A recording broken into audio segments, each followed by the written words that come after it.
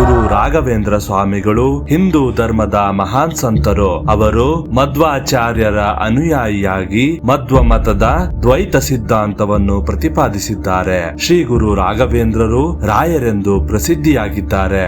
ರಾಯರ ಮೂಲ ಸ್ವರೂಪವೇ ಶಂಕುಕರ್ಣ. ದೇವಲೋಕದಲ್ಲಿ ಬ್ರಹ್ಮದೇವನ ಸೇವಕನಾಗಿದ್ದ ಒಬ್ಬ ಮಹಾನ್ ದೇವತೆಯಾಗಿದ್ರು. ಶಂಕುಕರ್ಣ ಬ್ರಹ್ಮದೇವನು ಪ್ರತಿದಿನ ಮಾಡುವ ಪೂಜೆಗೆ ಬೇಕಾದ ಪವಿತ್ರ ಹೂವುಗಳನ್ನು ಮತ್ತು ತುಳಸಿಯನ್ನು ತರುವುದು ಅವನ ಕೆಲಸವಾಗಿತ್ತು. ಶಂಕುಕರ್ಣನು ಪರಮ ಭಕ್ತನಾಗಿದ್ದನು. ಒಮ್ಮೆ ಪೂಜೆಗೆ ಹೂವುಗಳನ್ನು ತರುವಾಗ ಅಲ್ಲಿನ ನಿಸರ್ಗ ಸೌಂದರ್ಯಕ್ಕೆ ಮಾರು ಹೋಗಿ ಹೂವುಗಳನ್ನು ತರುವುದನ್ನು ಸ್ವಲ್ಪ ತಡ ಮಾಡ್ತಾನೆ. ಇದರಿಂದ ಬ್ರಹ್ಮದೇವನ ಪೂಜೆ ವಿಳಂಬವಾಗುತ್ತೆ. ಲೋಕ ಕಲ್ಯಾಣದ ಉದ್ದೇಶದಿಂದ ಮತ್ತು ಶಂಕುಕರ್ಣನ ಭಕ್ತಿಯನ್ನು ಜಗತ್ತಿಗೆ ಸಾರಲು ಬ್ರಹ್ಮದೇವನು ನೀನು ಭೂಮಿಯಲ್ಲಿ ಮನುಷ್ಯನಾಗಿ ಹುಟ್ಟು ಎಂದು ಶಾಪ ನೀಡ್ತಾನೆ. ಈ ಶಾಪವೇ ಮುಂದೆ ಮನುಕುಲಕ್ಕೆ ವರವಾಗುತ್ತೆ. ಈ ಶಾಪದಿಂದಾಗಿ ನಮ್ಮ ಗುರು ಕಿರೀಟರಾದ ಶ್ರೀ ರಾಘವೇಂದ್ರ ಸ್ವಾಮಿಗಳು ಭೂಮಿಯ ಮೇಲೆ ಅವತರಿಸಲು ಸಾಧ್ಯವಾಯಿತು ಹಾಗಂತ ಹೇಳಲಾಗುತ್ತೆ. ಪ್ರಹ್ಲಾದರು ದೈತ್ಯ ಹಿರಣ್ಯಕಶಿಪು ಮತ್ತು ಕಯಾದುವಿನ ಮಗನಾಗಿ ಜನಿಸುತ್ತಾರೆ. ಮಹಾಭಾರತದ ಕಾಲದಲ್ಲಿ ಶಾಂತುವಿನ ಸಹೋದರನಾಗಿ ಹುಟ್ಟಿ ಧರ್ಮದ ಹಾದಿಯಲ್ಲಿ ನಡೆದರು ಅಂತ ಹೇಳಲಾಗುತ್ತೆ. ವಿಜಯನಗರ ಸಾಮ್ರಾಜ್ಯದ ರಾಜಗುರುಗಳಾಗಿ ಮತ್ತು ಕೃಷ್ಣ ದೇವರಾಯನ ಆಪ್ತ ಸಲಹೆಗಾರರಾಗಿ ಅವತರಿಸಿದರು ಅಂತ ಹೇಳಲಾಗುತ್ತೆ. 5ನೇ ಅವತಾರದಲ್ಲಿ ಅವರು ಶ್ರೀ ರಾಘವೇಂದ್ರ ಸ್ವಾಮಿಗಳಾಗಿ ಜನಿಸಿದರು. ಶ್ರೀ ಗುರು ರಾಘವೇಂದ್ರ ಸ್ವಾಮಿಗಳು ವಿಷ್ಣು ದೇವನನ್ನು ಸರ್ವೋಚ್ಚ ದೇವನಾಗಿ ಪೂಜಿಸುವ ವೈಷ್ಣವ ಧರ್ಮವನ್ನು ಅನುಸರಿಸಿದವರು ಮತ್ತು ಶ್ರೀ ಮಧ್ವಾಚಾರ್ಯರ ದ್ವೈತ ತತ್ವಶಾಸ್ತ್ರವನ್ನು ಪ್ರತಿಪಾದಿಸಿದ 16ನೇ ಶತಮಾನದ ಪ್ರಭಾವ ಹಿಂದೂ ಸಂತರೆನಿಸಿಕೊಂಡವರು. ಅವರು 1971ರಲ್ಲಿ ಅಂದಿನ ಆಂಧ್ರ ಪ್ರದೇಶದ ಬೃಂದಾವನವನ್ನು ಸ್ವೀಕರಿಸಿದರು. ಭಾರತದಲ್ಲಿರುವ ಅತ್ಯಂತ ಜನಪ್ರಿಯ ಧಾರ್ಮಿಕ ತಾಣಗಳಲ್ಲಿ ಒಂದಾದ ರಾಘವೇಂದ್ರ ಸ್ವಾಮಿಗಳ ಬೃಂದಾವನದಲ್ಲಿ ಅವರ ಭಕ್ತರು ಭೌತಿಕ ಮತ್ತು ಆಧ್ಯಾತ್ಮಿಕ ರೂಪದಲ್ಲಿ ರಾಯರನ್ನು ನೋಡುತ್ತಾರೆ. ಲಕ್ಷಾಂತರ ಭಕ್ತರು ನಂಬುವ ರಾಘವೇಂದ್ರ ಸ್ವಾಮಿಗಳ ಕುರಿತು ಒಂದಿಷ್ಟು ಮಾಹಿತಿಗಳನ್ನು ನಾವು ಈ ವಿಡಿಯೋದಲ್ಲಿ ನೋಡ್ತಾ ಹೋಗೋಣ. ಶ್ರೀ ರಾಘವೇಂದ್ರ ಸ್ವಾಮಿಗಳು ಶ್ರೀ ವೆಂಕಣ್ಣ ಭಟ್ಟರಾಗಿ ಜನಿಸಿದರು. ಶ್ರೀ ತಿಮ್ಮಣ್ಣ ಭಟ್ಟ ಮತ್ತು ಶ್ರೀಮತಿ ಅವರ 2ನೇ ಪುತ್ರ. 1595ರಲ್ಲಿ ಪಾಲ್ಗುಣ ಮಾಸದ ಶುಕ್ಲ ಸಪ್ತಮಿಯ ಗುರುವಾರದಂದು ಚಂದ್ರನು ಮೃಗಶಿರ ನಕ್ಷತ್ರದಲ್ಲಿದ್ದಾಗ ಇಂದಿನ ತಮಿಳುನಾಡಿನ ಚಿದಂಬರಂ ಬಳಿಯ ಭುವನಗಿರಿಯಲ್ಲಿ ರಾಘವೇಂದ್ರ ಸ್ವಾಮಿಗಳು ಜನಿಸಿದರು. ಶ್ರೀ ರಾಘವೇಂದ್ರ ಸ್ವಾಮಿಗಳ ತಂದೆಯವರಾದ ಶ್ರೀ ತಿಮ್ಮಣ್ಣ ಭಟ್ಟರು ಶ್ರೀ ಕನಕಾಚಲ ಭಟ್ಟರು ಎನ್ನುವವರ ಮಗ ಮತ್ತು ರಾಜ ಕೃಷ್ಣದೇವರಾಯನ ಆಸ್ಥಾನದಲ್ಲಿ ವೀಣಾ ವಿದ್ವಾಂಸರಾಗಿದ್ದ ಶ್ರೀ ಕೃಷ್ಣ ಭಟ್ಟರ ಮೊಮ್ಮಗ. ರಾಘವೇಂದ್ರ ಸ್ವಾಮಿಗಳ ಪೋಷಕರಿಗೆ ರಾಘವೇಂದ್ರ ಸ್ವಾಮಿಯನ್ನು ಹೊರತುಪಡಿಸಿ ಗುರು ರಾಜಾಚಾರ್ಯ ಎಂಬ ಮಗ ಮತ್ತು ವೆಂಕಟಾಂಬ ಎಂಬ ಮಗಳು ಇರ್ತಾರೆ. ವೆಂಕಟನಾಥ ಅತ್ಯಂತ ಅದ್ಭುತ ವಿದ್ವಾಂಸರಾಗಿದ್ದರು. ಚಿಕ್ಕವರಿದ್ದಾಗಲೇ ವೆಂಕಟನಾಥರು ಓಂ ನಂತಹ ಸಣ್ಣ ವಸ್ತುವು ದೇವರ ಶ್ರೇಷ್ಠತೆಯನ್ನು ಹೇಗೆ ಸೆರೆ ಹಿಡಿಯುತ್ತದೆ ಎಂದು ಅವನು ತನ್ನ ತಂದೆಯನ್ನು ಪ್ರಶ್ನೆ ಮಾಡ್ತಾರೆ. ವೆಂಕಟನಾಥರ ತಂದೆಯ ಮರಣದ ನಂತರ ಅವರ ಜವಾಬ್ದಾರಿಯನ್ನು ವೆಂಕಟನಾಥರ ಸಹೋದರನೇ ನೋಡಿಕೊಳ್ತಾನೆ. ವೆಂಕಟನಾಥರು ತಮ್ಮ ಆರಂಭಿಕ ಶಿಕ್ಷಣವನ್ನು ಮಧುರೈಯಲ್ಲಿರುವ ತನ್ನ ಸೋದರ ಮಾವನಾದ ಲಕ್ಷ್ಮೀ ನರಸಿಂಹಾಚಾರ್ಯರಿಂದ ಪಡೆದುಕೊಳ್ತಾರೆ. ಮಧುರೈಯಿಂದ ಹಿಂದಿರುಗಿದ ನಂತರ ವೆಂಕಟನಾಥರು ಒಬ್ಬ ಶ್ರೀಮಂತ ಕುಟುಂಬದಿಂದ ಬಂದ ಸರಸ್ವತಿ ಎಂಬ ಯುವತಿಯನ್ನು ಮದುವೆ ಆಗ್ತಾರೆ. ತನ್ನ ಇಂದ್ರಿಯಗಳ ಮೇಲೆ ಹಿಡಿತ ಹೊಂದಿರುವವನಿಗೆ ವಿವಾಹಿತ ಜೀವನವು ಕಲಿಕೆಗೆ ಅಡ್ಡಿ ಆಗುವುದಿಲ್ಲ ಎಂದು ಶಾಸ್ತ್ರಗಳು ಹೇಳುತ್ತವೆ. ಇದು ನಿಜ ಅನ್ನುವಂತೆ ವೆಂಕಟನಾಥರಿಗೆ ಅವರ ಹೆಚ್ಚಿನ ಕಲಿಕೆಯು ಮದುವೆಯಾದ ನಂತರ ದೇವಿಯ ಆಶೀರ್ವಾದದ ಮೂಲಕ ಕಲಿಕೆಯನ್ನು ಪ್ರಾರಂಭ ಮಾಡ್ತಾರೆ. ಕುಂಭಕೋಣಂನಲ್ಲಿ ಸುಧೀಂದ್ರ ತೀರ್ಥರ ಆಶ್ರಯದೊಂದಿಗೆ ದ್ವೈತ ವೇದಾಂತ ವ್ಯಾಕರಣ ಮತ್ತು ಇತರ ಶಾಸ್ತ್ರಗಳ ಮೇಲಿನ ಸುಧಾರಿತ ಕೃತಿಗಳನ್ನು ಅಧ್ಯಯನ ಮಾಡ್ತಾರೆ. ಹಲವಾರು ವೇದ ಶಾಸ್ತ್ರಗಳ ಚರ್ಚೆಗಳಲ್ಲಿ ಪಾಲ್ಗೊಂಡು ತನಗಿಂತ ಉನ್ನತ ಮಟ್ಟದಲ್ಲಿರುವ ವಿದ್ವಾಂಸರನ್ನೆಲ್ಲ ಸೋಲಿಸ್ತಾರೆ. ವೆಂಕಟನಾಥನಲ್ಲಿದ್ದ ಅಪಾರ ಜ್ಞಾನವನ್ನು ಅರಿತುಕೊಂಡ ಅವರ ಗುರು ಸುಧೀಂದ್ರ ತೀರ್ಥ ವೆಂಕಟನಾಥರಿಗೆ ಮಹಾಭಾಷ್ಯ ವೆಂಕಟನಾಥಾಚಾರ್ಯ ಎನ್ನುವ ಬಿರುದನ್ನು ನೀಡಿದರು ಅಂತ ಉಲ್ಲೇಖ ಇದೆ. ಒಂದು ಸಾರಿ ಅವರು ತಮ್ಮ ಪತ್ನಿಯೊಂದಿಗೆ ಕುಂಭಕೋಣಂನಲ್ಲಿ ಪ್ರವಾಸ ಮಾಡುತ್ತಿದ್ದಾಗ ಶ್ರೀ ವೆಂಕಟನಾಥ ಮತ್ತು ಅವರ ಕುಟುಂಬವನ್ನು ಸಮಾರಂಭದಲ್ಲಿ ಪಾಲ್ಗೊಳ್ಳಲು ಆಹ್ವಾನ ಕೊಟ್ಟಿರ್ತಾರೆ. ದುರದೃಷ್ಟ ಏನಂದ್ರೆ ಅಲ್ಲಿನ ಕೆಲವರು ರಾಯರನ್ನು ಚೆನ್ನಾಗಿ ನಡೆಸಿಕೊಳ್ಳಲಿಲ್ಲ. ಬದಲಾಗಿ ಅವರನ್ನು ಮನೆ ಕೆಲಸದವರಂತೆ ನೋಡಿಕೊಳ್ಳಲು ಆರಂಭ ಮಾಡ್ತಾರೆ. ವೆಂಕಟನಾಥರ ಬಳಿ ತಿಲಕವನ್ನಿಟ್ಟುಕೊಳ್ಳಲು ಶ್ರೀಗಂಧದ ಪೇಸ್ಟ್ ಅನ್ನು ಸಿದ್ಧಪಡಿಸಿಕೊಡಲು ಹೇಳುತ್ತಾರೆ. ಆಗ ವೆಂಕಟನಾಥರು ಅಗ್ನಿ ಸೂಕ್ತಂ ಪಠಿಸುತ್ತಾ ಶ್ರೀಗಂಧದ ಪೇಸ್ಟ್ ಅನ್ನು ಸಿದ್ಧಗೊಳಿಸುತ್ತಾರೆ. ಆ ಸಮಾರಂಭಕ್ಕೆ ಬಂದ ಜನರು ಇದನ್ನು ದೇಹಕ್ಕೆ ಹಚ್ಚಿಕೊಳ್ಳುತ್ತಿದ್ದಂತೆ ದೇಹದಲ್ಲಿ ಅಗ್ನಿಯಿಂದ ಸುಟ್ಟಂತೆ ಉರಿ ಆರಂಭವಾಗುತ್ತೆ. ಆ ಉರಿಯು ಕಡಿಮೆನೇ ಆಗೋದಿಲ್ಲ. ಉರಿಯನ್ನು ಶಮನಗೊಳಿಸುವಂತೆ ವೆಂಕಟನಾಥರ ಬಳಿ ಬೇಡಿಕೊಳ್ತಾರೆ.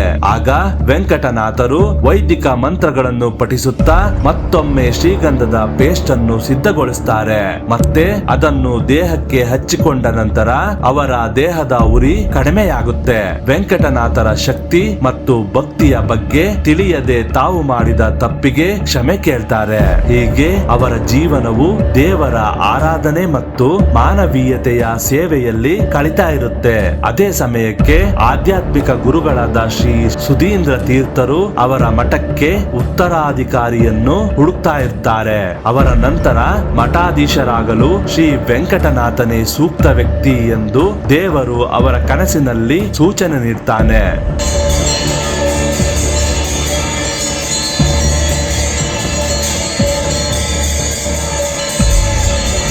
ಶ್ರೀ ವೆಂಕಟನಾಥನು ತನ್ನ ಹೆಂಡತಿ ಮತ್ತು ಮಗನ ಮೇಲಿನ ಜವಾಬ್ದಾರಿಯಿಂದಾಗಿ ಆರಂಭದಲ್ಲಿ ಮಠದ ಉತ್ತರಾಧಿಕಾರಿಯಾಗಲು ನಿರಾಕರಿಸಿದರು. ನೀನು ಮಠಾಧೀಶ ಆಗಲೇಬೇಕು, ನಿನ್ನಿಂದ ಮನುಕುಲದ ಉದ್ಧಾರ ಎಂದು ಸೂಚನೆಯನ್ನು ನೀಡ್ತಾಳೆ. ಹೀಗೆ ಸೂಚನೆ ನೀಡಿದ ಮೇಲೆ ಸನ್ಯಾಸ ದೀಕ್ಷೆಯನ್ನು ತೆಗೆದುಕೊಳ್ಳಬೇಕೆಂದು ತೀರ್ಮಾನ ಮಾಡ್ತಾರೆ. ಪತಿಯ ಈ ನಿರ್ಧಾರದಿಂದ ಮನನೊಂದ ಪತ್ನಿ ಸರಸ್ವತಿಯು ತಮ್ಮನ್ನು ಬಿಟ್ಟು ಹೋಗದಂತೆ ಕೇಳಿಕೊಳ್ತಾಳೆ. ಪತಿ ಸನ್ಯಾಸ ಸ್ವೀಕರಿಸುವ ದಿನದಂದು ಪತಿಯನ್ನು ಕೊನೆ ಬಾರಿ ನೋಡಬೇಕೆಂಬ ಹಂಬಲದಿಂದ ಹಾದಿಯಲ್ಲಿರುವ ಬಾವಿಗೆ ಬಿದ್ದು ಮರಣ ಹೊಂದ್ತಾಳೆ. ಅಕಾಲಿಕ ಮರಣಕ್ಕೆ ಗುರಿಯಾದ ಕಾರಣ ಅವಳ ಆತ್ಮವು ಸ್ವರ್ಗ ಮತ್ತು ಭೂಮಿಯ ನಡುವಲ್ಲಿ ಸಿಕ್ಕಿಬಿದ್ದ ಪ್ರೇತವಾಯಿತು ಅಂತ ಹೇಳಲಾಗುತ್ತೆ. ಮತ್ತು ತನ್ನ ಪತಿಯನ್ನು ನೋಡುವ ಅವಳ ಕೊನೆಯ ಆಸೆಯು ಈಡೇರದ ಕಾರಣ ಅವಳ ಪ್ರೇತವು ದೀಕ್ಷೆಯ ಕಾರ್ಯವನ್ನು ವೀಕ್ಷಿಸಲು ಮಠಕ್ಕೆ ಹೋಯಿತು. ಆದರೆ ಪ್ರೇತ ಮಠಕ್ಕೆ ಬರುವಷ್ಟರಲ್ಲಿ ಅವರ ಪತಿ ಸನ್ಯಾಸಿ ಶ್ರೀ ಗುರು ರಾಘವೇಂದ್ರ ತೀರ್ಥರಾಗಿದ್ದರು, ಅಂದರೆ ಸನ್ಯಾಸಿಯಾಗಿದ್ದರು. ಹಾಗೂ ಶ್ರೀ ಗುರು ರಾಘವೇಂದ್ರರು ತಮ್ಮ ಆಧ್ಯಾತ್ಮಿಕ ಶಕ್ತಿಯಿಂದ ತಮ್ಮ ಹೆಂಡತಿಯ ಉಪಸ್ಥಿತಿಯನ್ನು ತಕ್ಷಣ ತಿಳಿದು ಅವಳ ಕೊನೆಯ ಆಸೆಯನ್ನು ಪೂರೈಸುವ ಸಲುವಾಗಿ ತಮ್ಮ ಕಮಂಡಲದ ನೀರನ್ನು ಎರಚಿ ಆ ಪ್ರೇತಕ್ಕೆ ಮೋಕ್ಷ ಕರುಣಿಸಿದರು ಅಂತ ದಾಖಲಾಗಿದೆ. ಒಮ್ಮೆ ರಾಯರು ಸಂಚರಿಸುತ್ತಿದ್ದಾಗ ಅವರ ಶಕ್ತಿಯನ್ನು ಪರೀಕ್ಷಿಸಲು ಕೆಲವರು ಒಣಗಿದ ಮರ ಒನಿಕೆಯನ್ನು ನೀಡಿ ಅದಕ್ಕೆ ಜೀವ ತುಂಬುವಂತೆ ಸವಾಲು ಹಾಕಿದರು. ರಾಯರು ಅದರ ಮೇಲೆ ಮಂತ್ರಾಕ್ಷತೆ ಹಾಕಿ ಪ್ರೋಕ್ಷಣೆ ಮಾಡಿದಾಗ ಆ ಒಣಗಿದ ಒನಕೆಯು ಚಿಗುರಿ ಗಿಡವಾಯಿತು. ಸುಮಾರು 1800ರಲ್ಲಿ ಮಂತ್ರಾಲಯದ ಮಠದ ಭೂಮಿಯನ್ನು ವಶಪಡಿಸಿಕೊಳ್ಳಲು ಬ್ರಿಟಿಷ್ ಅಧಿಕಾರಿ ಸರ್ ಥಾಮಸ್ ಮನ್ರೋ ಬಂದಿದ್ದರು. ಆಗ ರಾಯರು ಬೃಂದಾವನದಿಂದ ಹೊರಬಂದು ಅವರಿಗೆ ಮಾತ್ರ ಕಾಣಿಸಿಕೊಂಡು ಮಾತನಾಡಿದ ಅನುಭವವಾಯಿತು. ಈ ಘಟನೆಯ ನಂತರ ಮನ್ರೋ ಅವರು ಮಠದ ಭೂಮಿಯನ್ನು ಮಠಕ್ಕೆ ಬಿಟ್ಟುಕೊಟ್ಟರು. ಈ ದಾಖಲೆಯು ಇಂದಿಗೂ ಮದ್ರಾಸ್ನ ಗೆಜೆಟ್ ನಲ್ಲಿ ದಾಖಲಾಗಿದೆ. ಅದೋನಿಯ ನವಾಬನು ರಾಯರನ್ನು ಪರೀಕ್ಷಿಸಲು ಮಾಂಸದ ತಟ್ಟೆಗಳನ್ನು ರೇಷ್ಮೆ ಬಟ್ಟೆಯಿಂದ ಮುಚ್ಚಿ ನೈವೇದ್ಯವಾಗಿ ನೀಡಿದನು. ರಾಯರು ಅದರ ಮೇಲೆ ಪವಿತ್ರವಾದ ಜಲ ಪ್ರೋಕ್ಷಣೆ ಮಾಡಿದಾಗ ಆ ಮಾಂಸದ ತುಂಡುಗಳು ತಾಜಾ ಹಣ್ಣುಗಳಾಗಿ ಮತ್ತು ಹೂವುಗಳಾಗಿ ಬದಲಾದವು. ಇದರಿಂದ ಪ್ರಭಾವಿತನಾದ ನವಾಬನು ರಾಯರ ಶಿಷ್ಯನಾದನು ಎಂದು ಹೇಳಲಾಗುತ್ತೆ. ತಮ್ಮ ಜೀವಿತಾವಧಿಯಲ್ಲಿ ಬೃಂದಾವನಸ್ಥರಾದ ನಂತರ ಇಂತಹ ಸಾವಿರಾರು ಪವಾಡ ಪವಾಡಗಳು ನಡೆದಿವೆ. ಶ್ರೀ ರಾಘವೇಂದ್ರ ಸ್ವಾಮಿಗಳು ದಕ್ಷಿಣ ಭಾರತದ ಪ್ರವಾಸವನ್ನು ಕೈಗೊಳ್ತಾರೆ ಮತ್ತು ದ್ವೈತ ತತ್ವಶಾಸ್ತ್ರವನ್ನು ಎಲ್ಲಾ ಕಡೆ ಹರಡ್ತಾರೆ ಮತ್ತು ಶ್ರೀರಂಗಂನಂತಹ ಪ್ರಸಿದ್ಧ ಯಾತ್ರಾ ಕ್ಷೇತ್ರಗಳಿಗೆ ಭೇಟಿ ನೀಡ್ತಾರೆ.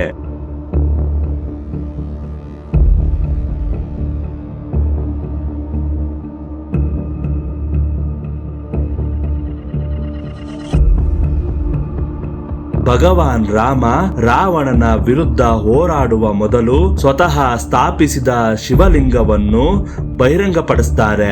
ವೆಂಕಟನಾಥರು ಕನ್ಯಾಕುಮಾರಿ, ತಿರುವನಂತಪುರಂ, ಕರ್ನಾಟಕದ ವಿಷ್ಣುಮಂಗಲ, ಕುಕ್ಕೆ ಸುಬ್ರಹ್ಮಣ್ಯ ಮುಂತಾದ ಇತರ ಆಧ್ಯಾತ್ಮಿಕ ಕೇಂದ್ರಗಳಿಗೆ ಭೇಟಿ ಮಾಡ್ತಾರೆ. ದ್ವೈತ ತತ್ವಶಾಸ್ತ್ರದ ಪಾಂಡಿತ್ಯದಿಂದ ಎಲ್ಲರನ್ನೂ ಮೆಚ್ಚಿಸ್ತಾರೆ. 1671ರಲ್ಲಿ ಶ್ರಾವಣ ಕೃಷ್ಣ ಪಕ್ಷದ ದ್ವಿತೀಯ ದಿನದಂದು ರಾಘವೇಂದ್ರ ಸ್ವಾಮಿಗಳು ಅವರ ಕಾರ್ಯಕ್ರಮವನ್ನು ವೀಕ್ಷಿಸಲು ನೆರೆದಿದ್ದ ನೂರಾರು ಭಕ್ತರಿಗೆ ಆತ್ಮವನ್ನು ಕಲಕುವ ಭಾಷಣ ಮಾಡ್ತಾರೆ. ಆ ಭಾಷಣ ಏನಂದ್ರೆ, ನಮ್ಮ ಆಲೋಚನೆ ಸರಿ ಇದ್ದಾಗ ಜೀವನವು ಸರಿಯಾಗಿರುತ್ತೆ. ಯೋಗ್ಯ ಜನರ ಒಳಿತಿಗಾಗಿ ಮಾಡುವ ಸಮಾಜ ಕಾರ್ಯವನ್ನು ಭಗವಂತನ ಆರಾಧನೆ ಎಂದು ಪರಿಗಣಿಸಬೇಕು. ಮಾಟ ಮಂತ್ರಗಳಿಂದ ಮಾಡುವ ಜನರಿಂದ ದೂರ ಇರಿ. ಸರಿಯಾದ ಜ್ಞಾನವು ಯಾವುದೇ ಪವಾಡಕ್ಕಿಂತ ದೊಡ್ಡದಾಗಿದೆ. ಭಗವಂತನಲ್ಲಿ ಭಕ್ತಿ ಇರಲಿ. ಈ ಭಕ್ತಿ ಎಂದಿಗೂ ಕುರುಡು ನಂಬಿಕೆಯಾಗಬಾರದು. ಹಾಗಂತ ಸಾವಿರಾರು ಜನರಿಗೆ ಸಂದೇಶ ಕೊಡ್ತಾರೆ ಮತ್ತು ಜೀವ ಸಮಾಧಿಯನ್ನು ಪಡೆಯುವ ನಿರ್ಧಾರ ಮಾಡ್ತಾರೆ. ಹಾಗೆಯೇ ನಾನು ಇನ್ನು 700 ವರ್ಷಗಳ ಕಾಲ ಜೀವ ಸಮಾಧಿಯಲ್ಲಿ ಇರ್ತೇನೆ ಮತ್ತು ಭಕ್ತರ ಕಷ್ಟಗಳನ್ನು ನೀಗಿಸ್ತೇನೆ ಅಂತ ಅಭಯ ನೀಡ್ತಾರೆ. ಮಂತ್ರಾಲಯದಲ್ಲಿ ಭಗವಂತನ ನಾಮಸ್ಮರಣೆ ಮಾಡುತ್ತಾ ಬೃಂದಾವನ ಪ್ರವೇಶಿಸಿ ಜೀವ ಸಮಾಧಿ ಆಗ್ತಾರೆ. ಈ ದಿನಾಂಕವನ್ನು ಪ್ರತಿ ವರ್ಷ ಶ್ರೀ ರಾಘವೇಂದ್ರ ಸ್ವಾಮಿಯ ಆರಾಧನೆ ಎಂದು ಆಚರಿಸಲಾಗುತ್ತದೆ. ಮಂತ್ರಾಲಯದಲ್ಲಿ ಬೃಂದಾವನ ಪ್ರವೇಶಿಸುವ ದಿನ ಅವರ ಶಿಷ್ಯ ಅಪ್ಪಣ್ಣಾಚಾರ್ಯರು ತುಂಗಾಭದ್ರಿಯ ಆ ಇನ್ನೊಂದು ದಡದಲ್ಲಿ ಸಿಕ್ಕಿ ಹಾಕಿಕೊಂಡು ಇರ್ತಾರೆ. ನದಿ ಉಕ್ಕಿ ಹರಿತಾ ಇರುತ್ತೆ. ಆದರೆ ಅಪ್ಪಣ್ಣಾಚಾರ್ಯರು ರಾಯರ ಬಳಿಗೆ ತಲುಪಲು ರಾಯರನ್ನು ಪ್ರಾರ್ಥನೆ ಮಾಡ್ತಾರೆ ಮತ್ತು ಭಕ್ತಿಯ ಶಕ್ತಿಯಿಂದ ನದಿಯು ದಾರಿ ಮಾಡಿಕೊಡುತ್ತೆ ಮತ್ತು ನದಿಯನ್ನು ಧೈರ್ಯದಿಂದ ದಾಟಿದರು ಅಂತ ಹೇಳಲಾಗುತ್ತೆ. ಅವರು ಮಂತ್ರಾಲಯ ತಲುಪುವಷ್ಟರಲ್ಲಿ ಬೃಂದಾವನದ ಕೊನೆಯ ಶಿಲೆಯನ್ನು ಇರಿಸಲಾಗಿತ್ತು ಮತ್ತು ಕಣ್ಮರೆಯಾದರು. ಆಗ ಅಪ್ಪಣ್ಣಾಚಾರ್ಯರು ಶ್ರೀ ಪೂರ್ಣ ಬೋಧ ಗುರು ತೀರ್ಥ ಪಯೋಭಿಪಾರ ಎಂದು ಸ್ತೋತ್ರ ಹೇಳ್ತಾರೆ. ಕೊನೆಯ ಸಾಲುಗಳನ್ನು ಹೇಳುವಷ್ಟರಲ್ಲಿ ಗದ್ಗಿತರಾಗ್ತಾರೆ ಮತ್ತು ಹೆದರಿಕೊಳ್ತಾರೆ. ಆಗ ಬೃಂದಾವನದಿಂದ ಸಾಕ್ಷಿ ಹಯವದನ ಹೀ ಎಂಬ ದಿವ್ಯ ಧ್ವನಿ ಕೇಳಿಸುತ್ತೆ ಮತ್ತು ಅಪ್ಪಣ್ಣಾಚಾರ್ಯರು ರಾಯರ ಕೃಪೆಗೆ ಪಾತ್ರರಾದ್ರು ಅಂತ ಹೇಳಲಾಗುತ್ತೆ. ಶ್ರೀ ರಾಘವೇಂದ್ರ ಸ್ವಾಮಿಗಳು ರಾಯರು ಎಂದೇ ಪ್ರಸಿದ್ಧವಾಗಿದ್ದು ಬೃಂದಾವನವನ್ನು ನಿರ್ಮಿಸಲು ಸ್ವತಃ ಅವರೇ ಸೂಚಿಸಿದ್ದು ಆ ಸ್ಥಳವನ್ನು ಮಂತ್ರಾಲಯ ಅಂತ ಕರಿತೀವಿ. ಒಂದು ಮೂಲಗಳ ಪ್ರಕಾರ ಪ್ರಹ್ಲಾದನು ಯಜ್ಞ ಮಾಡಿದ ಸ್ಥಳ ಅಂತ ಹೇಳ್ತಾರೆ. ಶ್ರೀ ರಾಘವೇಂದ್ರ ಸ್ವಾಮಿಯ ಮಠವು ದೈವಿಕ ಮಠವಾಗಿದ್ದು ಇಂದಿನ ತೆಲಂಗಾಣವಾದ ಮಂತ್ರಾಲಯ ಎಂಬ ಸ್ಥಳದ ಬಳಿ ಕಂಡು ಬರುತ್ತೆ. ಅಲ್ಲಿ ಭಕ್ತರು ತಮ್ಮ ಕಷ್ಟಗಳ ಪರಿಹಾರಕ್ಕಾಗಿ ಮತ್ತು ಆಧ್ಯಾತ್ಮಿಕ ಮಾರ್ಗದರ್ಶನಕ್ಕಾಗಿ ಬರುತ್ತಾರೆ. ಮಂತ್ರಾಲಯದ ಶ್ರೀ ಗುರು ರಾಘವೇಂದ್ರ ಸ್ವಾಮಿಗಳು ತಮ್ಮ ಜೀವಿತಾವಧಿಯಲ್ಲಿ ಮತ್ತು ಬೃಂದಾವನಸ್ಥರಾದ ನಂತರವೂ ಅನೇಕ ಪವಾಡಗಳನ್ನು ಮಾಡಿದ್ದಾರೆ ಎಂದು ಭಕ್ತರು ನಂಬುತ್ತಾರೆ. ರಾಯರು ಕಲಿಯುಗದಲ್ಲಿ ಕಲ್ಪವೃಕ್ಷ ಕಾಮಧೇನು ಎಂದು ಕರೆಯಲ್ಪಡುತ್ತಾರೆ. ಅಸಂಖ್ಯಾತ ಭಕ್ತರು ಇಷ್ಟಾರ್ಥಗಳನ್ನು ಈಡೇರಿಸಿಕೊಳ್ಳಲು ರಾಯರ ಕೃಪೆಗೆ ಪಾತ್ರರಾಗಿದ್ದಾರೆ. ರಾಯರ ಪವಾಡಗಳು ಕೇವಲ ಇಂದ್ರಜಾಲವಲ್ಲ, ಅವು ಭಕ್ತನ ಅಚಲ ನಂಬಿಕೆಗೆ ಭಗವಂತನು ರಾಯರ ಮೂಲಕ ನೀಡಿದ ಸ್ಪಂದನೆ. ನಂಬಿದವರಿಗೆ ಇಷ್ಟಾರ್ಥ ಸಿದ್ಧಿ ಎಂಬುದು ರಾಯರ ಮಠದ ಮೂಲ ಮಂತ್ರ. ಸನ್ಮಾರ್ಗದಲ್ಲಿ ನಡೆದು ಅಹಂಕಾರವನ್ನು ಬಿಟ್ಟು ದೈವದಲ್ಲಿ ನಂಬಿಕೆ ಇಟ್ಟರೆ ಎಂತಹ ಕಷ್ಟಗಳು ದೂರವಾಗ್ತವೆ ಅನ್ನುವುದಕ್ಕೆ ಮಂತ್ರಾಲಯವೇ ಉದಾಹರಣೆ. ಈ ವಿಡಿಯೋ ಇಷ್ಟವಾಗಿದ್ದಲ್ಲಿ ಲೈಕ್ ಮಾಡಿ, ಕಮೆಂಟ್ ಮಾಡಿ ಮತ್ತು ತಪ್ಪದೆ ನಮ್ಮ ಚಾನೆಲ್ ಅನ್ನು ಸಬ್ಸ್ಕ್ರೈಬ್ ಮಾಡ್ಕೊಳ್ಳಿ.